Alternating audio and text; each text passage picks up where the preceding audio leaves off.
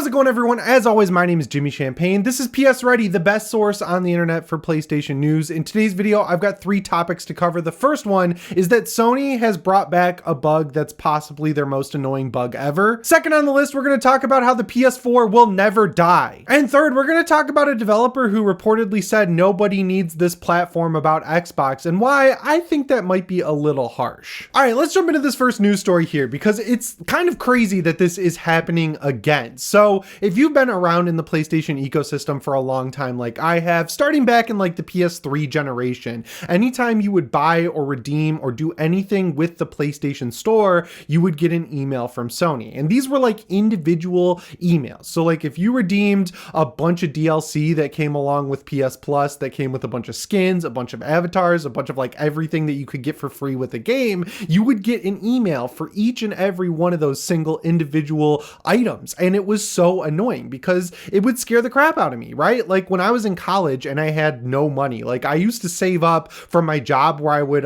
replace the paper in the computer labs. I'd get like $200 every month and I would ration the hell out of that $200 so I could go to the gas station a couple times a week and buy a 20-ounce Dr. Pepper, or at the time Mr. Pibb. Mr. Pibb was back when I was in college. So like I had no money and I would check my email every day and I would bricks when I would get these emails from Sony where it would look like someone had hacked my PlayStation Network account and bought a bunch of stuff. Then I would click into the emails and it would say, oh, it's something I redeemed for free. It would say the purchase price was $0. And eventually, I think it was like towards the tail end of the PS4 generation, or it might have been the beginning of the PS5 generation, those emails just magically stopped. Like, I guess so many people complained about it to Sony that they decided to wake up and actually do something about it. But if you've been redeeming free things from the PlayStation Store like I have, you've probably noticed that these emails are back. Now, the unfortunate thing is it doesn't really seem like there's any way to stop this. This is more of like a PSA news story because I'm sure there's a lot of people out there who went through the same experience I did back in college now, where they were like, oh crap,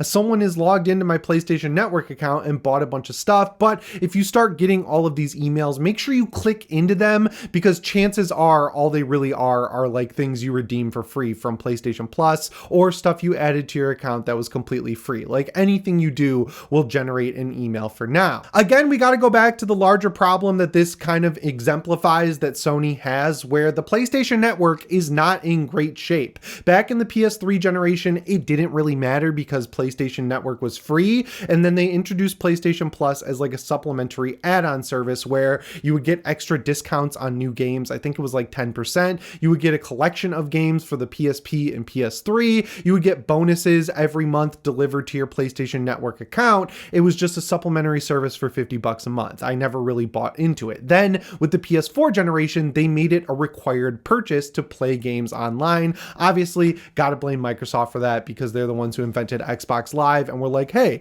this integral feature to the console, we can charge like $20 a month for it and everyone's gonna pay for it because they're gonna wanna play games online. It was kind of like a situation where Sony could no longer ignore that situation, and when the PS4 kind of took off in sales, it was like the perfect time to make it a required service. So they kept giving out free games, they kept giving out discounts, but you needed that service to get online access on your PlayStation 4. And then obviously with the PlayStation 5, when Sony got even bigger, they blew it up even more and made it not only a required service, but they've also added in these extra tiers like PS Plus Extra. You get the games library, you got PS Plus Premium, which is totally not worth it. It's expensive as hell, and all you get is this classic library that honestly is pretty paltry, and the emulator the PS5 uses for all these old consoles is just to, like, for lack of a better word, not great. So they've been adding on top of it over and over and over again, but they've been neglecting the overall health of the PlayStation Network, and we repeatedly see issues with it because they continue to neglect it. I'll just run down the list really quick. There was the great 2-month outage of the PSN during the PS3 generation, which resulted in not only not being able to access the PlayStation Network, but it killed off PlayStation studios like Zipper, which really sucks because right about now,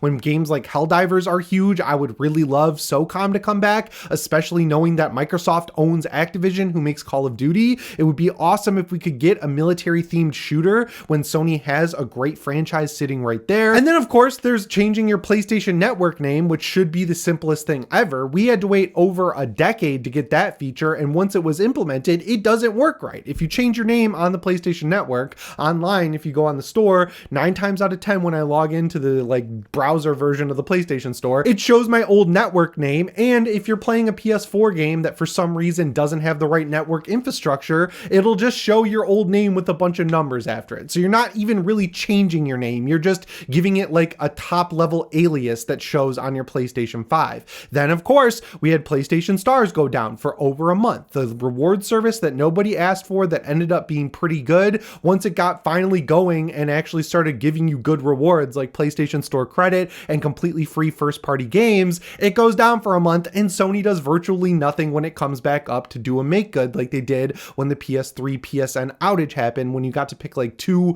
PS3 games and 2 PSP games. So it's just mounting issues on top of the fact that the PlayStation Network goes down constantly. I feel like it's every other video where I get a comment, because I do check the comments, where someone's like, hey, the PlayStation Network is down. Have you heard anything about this? And then I go check, it's down. I restart my PS5 and then it's back up. And like, I still have to, every time I log into the PlayStation Network, do the test internet connection thing, which I know everyone says is because of my internet connection, but this has been an issue on AT&T. It was an issue when I had Comcast. It was an issue when I had Spectrum. It was an issue all the way back in college when we had our weird sort of Wi-Fi network that my college had that was terrible. It's always been a thing where if you leave a PlayStation console in rest mode, when you take it back out, 9 times out of 10, it doesn't correctly reconnect to the internet. And if it does, you get drastically lower speeds when you're downloading games or playing online. So yeah, I feel like Sony needs to take a page out of Rainbow Six Siege's book, take some time off from adding new features and do an Operation Health. I don't care how long it takes. They need to do a complete rebuild of the PlayStation Network to make sure it's up to snuff with what you get from Microsoft. Because as much criticism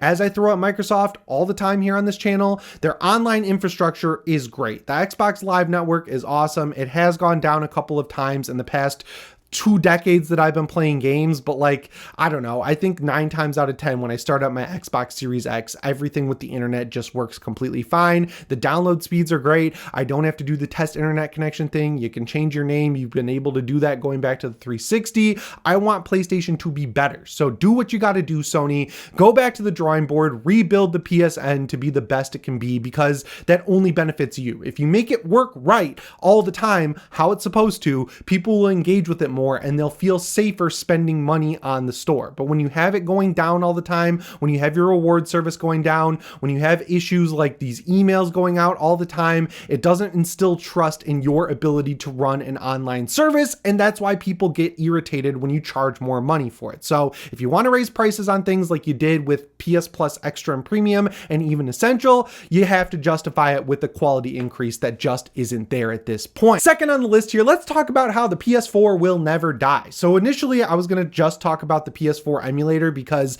there's been some major headway on that emulator, and I predicted this back when I talked about it, I think a month ago. Basically, once stuff gets rolling with these emulators, they get up to speed very quickly. But also there's a game announcement that came out a long time ago, but I didn't actually think it would happen, and now it is. So the first part is that there's a PS4 emulator being worked on right now, and at the beginning all they could really do was get the operating system working. So the last time I talked about it, that was the progress report. They got the operating system up and running on a PC, and that was a huge leap forward in terms of getting the emulator working. The game they're obviously testing the most is Bloodborne, because that's like a meme game at this point that people really want remade or remastered by Sony, and they just straight up refuse to do it. But Bloodborne is the one they've been testing, and now they can get into the game. So like, you can go on the PS4 dashboard with this emulator, you can run Bloodborne, and you can get to the main menu and it'll show all of the right stuff. At the beginning, it wasn't showing text or anything like that. It was just showing the background, and you could kind of get into a game and then it would infinitely load. Now they've got it showing all the text, all the backgrounds, everything like that. Like, the game fully boots up. So the next hurdle that they have to kind of get over is actually getting the game to run. And if you've been around for a while like I have, you'll probably be getting a deja vu feeling right now back to when RCPS3, I think is what the emulator was called, was being worked on, because this is the exact same step process, and that emulator Emulator got up and running much quicker after they got to the main menu in a game. So I feel like the PS4 emulator is probably going to be finished or at a playable state by probably the end of this year, if not the middle of next year, which would be awesome because, you know, you never know. We've talked about these news stories lately with the PS6 and the PS7, where the PS7 is going to be the last generation that has a disk drive. Obviously, in past generations, that wouldn't have really been something on people's mind, but now that consoles are so forward thinking and you can put any PS4 disc into your PS5, people are assuming that with the PS6, you'll be able to take a PS4 disc, a PS5 disc, put those in your PlayStation 6, and they'll run just fine. So if you want to build up a physical library of games, you theoretically or realistically want to take those games forward. So when you get to the PS7, if it doesn't have a disc drive, your only option to play these older games that you owned on PS4 and PS5 is going to be to rebuy them all digitally, which would really suck, right? Like, they're going to charge exorbitant prices. I would assume $20 to $30 for all of them. And if you've already bought these games and you own them physically, you're going to have to keep around your console to actually play them, which would suck because eventually Sony's going to stop working on these machines. So if your console dies and they don't have a console that can play old discs, that's it. The discs are useless at that point unless you can find a PS4 or PS5. And obviously, once they start dying or they stop making the console, the prices of the console go up dramatically. So your discs will eventually become coasters, which blows. So that's why emulators are awesome. They provide a safety net where if you own a game, you could dump it to your PC, you could have the files all ready to go. And by that point in time, your PC is going to far outpace a PlayStation 4 or even a PlayStation 5. So theoretically, you'll be able to continue to play all of your PlayStation 4 and 5 games on your PC. So while a lot of you only play on console, having that safety net there where an emulator can future-proof your purchases and at least give you a way that you can feel like you can play them going forward. But that brings us to the second part of this news story about the PS4 never dying. Jedi Survivor is back in the news. This game is always in the news because when it came out, it ran terribly. Like, even if you ran it in the 30 FPS graphics mode, it was playing at like 19 to 22 FPS. I gave up on it. I was like, I waited so long for this game and playing it was so deflating because it ran so poorly. I waited for patch after patch after patch. Then magically, they did a patch that let it run at 60 FPS on the PS5. And I went back last Christmas and I finally completed it. I thought it was pretty good. It was definitely an improvement over Jedi Fallen Order in gameplay and overall like map size, but like the story I think left a lot to be desired. But right around the last patch they did, they announced that they were porting this game back to PS4 and Xbox One. Now that was shocking at the time because, as I just mentioned, this game is extremely hard to run. It's still borderline non-functional on PC. Like, you can boot it up on my 4090 PC that has an i9 and 64 gigs of RAM, and I can play it at 60 FPS for over an hour. But once I get to about an hour and 5 minutes, the VRAM in my graphics card totally caps out and the game like slows down and becomes a slideshow and everything like that. So that's why I ended up playing it on PlayStation 5. So knowing that, like, my 4090 PC has trouble with this game, the idea of a PS4 being able to run it is absolutely insane. But it looks like the mad lads over at Respawn and EA actually figured it out because they announced that the game is coming to PS4 September 17th of this year. Now, I was really curious if this was going to be a full price game because at that point it'll have been out for around 2 years, which is crazy. I feel like that game just came out, but they're giving you a little bit of a discount. They're going to charge $50 for it, which I think is still a little too much for a game that's that old. I feel like $30 is the limit of what you should be charging for this. But yeah, if you don't have a PlayStation 5, the 50% of PS4 owners out there who have not upgraded and you've been waiting to play Jedi Survivor, it looks like on September 17th, you're finally going to get your chance. Now, they did not show gameplay. There's been no trailers. I'm still not really convinced that this game is going to run at an acceptable state or play at an acceptable resolution, but September 17th is only around a month away. So we're going to find out sooner rather than later how this game runs. Let me know if you still have a PlayStation 4, if you haven't upgraded to a PlayStation 5 and you plan on playing this game down in the comments below. But yeah, as of now, the PS4, it's hanging on by a thread. It's on its last little leg of life, and it seems like we're just going to get random games coming to it every 6 or 7 months that kind of keep it alive. I think this thing's going to last till the end of the PS5 generation, and then they'll finally move on, and then we'll move forward to getting cross-gen games just like we did this generation between the PS5 and PS6. I do not like this reality. I wish we could go back to when console generation leaps were massive and you could noticeably see the difference, and once you got the next generation, if you got the same game on the last generation, like between the PS2 and PS3. It was developed by a completely different studio. It was a completely different game. I think the best example of that would be the King Kong game. That was awesome on 360, and it was a totally shittier, different game on PS2. Anyway, that brings us to the third news story here, which is this controversial opinion that's come out from one of the developers of Phantom Blade Zero. Essentially, they were doing an interview with a Chinese magazine where they were talking about the game, and they were asked why the game is only coming to the PlayStation 5. And just to paraphrase the quote, basically what they said is nobody needs that platform when it comes to Xbox. And, you know, as someone who is kind of like a self-professed PlayStation fanboy, that made me laugh at first, but when I thought about it, that's a pretty lame response to hear from a developer as to why they're not porting their game. Sony didn't fund this game. Maybe they bought a few months of exclusivity, but this isn't a first-party game. And at that point, it's like, I don't really love the idea of keeping a game off of other platforms. And there is like verifiable data that releasing on PlayStation 5 exclusively doesn't really do anything in terms of game sales. The best example of that, of course, being Final Fantasy VII Rebirth. That was the sequel to Final Fantasy VII Remake, which was also a PlayStation exclusive. It eventually came to PC later, but for a very long time, it was only on PlayStation. And while the first version, Final Fantasy VII Remake, sold absolute gangbusters on the PlayStation 4, the second game in the series, Final Fantasy VII Rebirth, basically cratered the stock prices for Square Enix, and it did not sell anywhere near what they wanted it to. So they're going back to the drawing board and completely rethinking their entire release strategy, and in the future, it's going to include as many platforms as possible. Now, the jury's still out on if there's a deal in place between Sony and Square Enix on the third game